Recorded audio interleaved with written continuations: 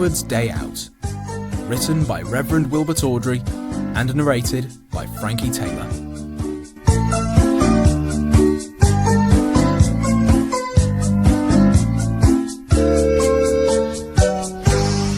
Once upon a time, there was a little engine called Edward. He lived in a shed with 5 other engines. They were all bigger than Edward and boasted about it. "The driver won't choose you again," they said. "He wants big, strong engines like us."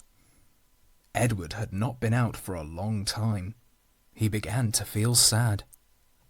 Just then, the driver and fireman came along to start work. The driver looked at Edward. "Why are you sad?" he asked. "Would you like to come out today?" "Oh, yes, please," said Edward. So the fireman lit the fire and made a nice lot of steam.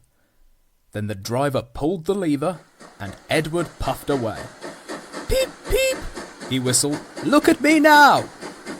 The others were very cross at being left behind. Away went Edward to get some coaches.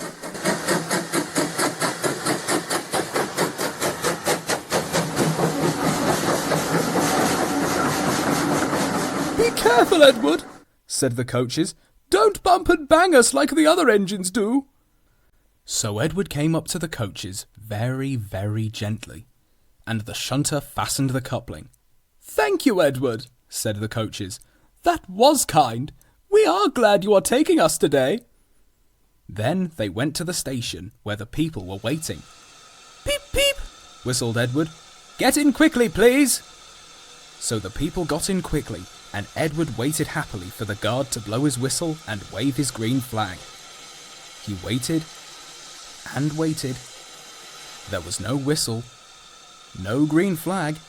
"Peep, peep, peep, peep! Where is that guard?" Edward was getting anxious.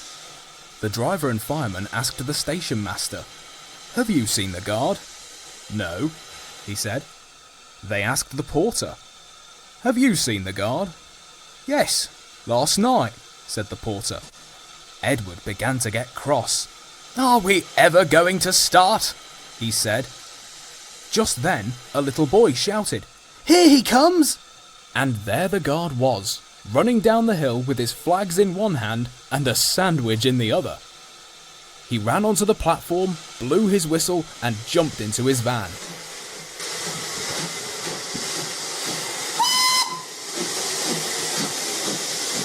Edward puffed off.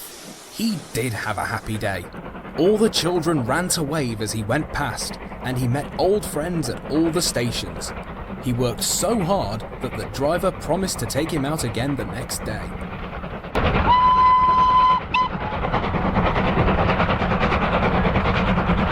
"I'm going out again tomorrow," he told the other engines at the shed that night. "What do you think of that?" But he didn't hear what they thought, for he was so tired and happy that he fell asleep at once.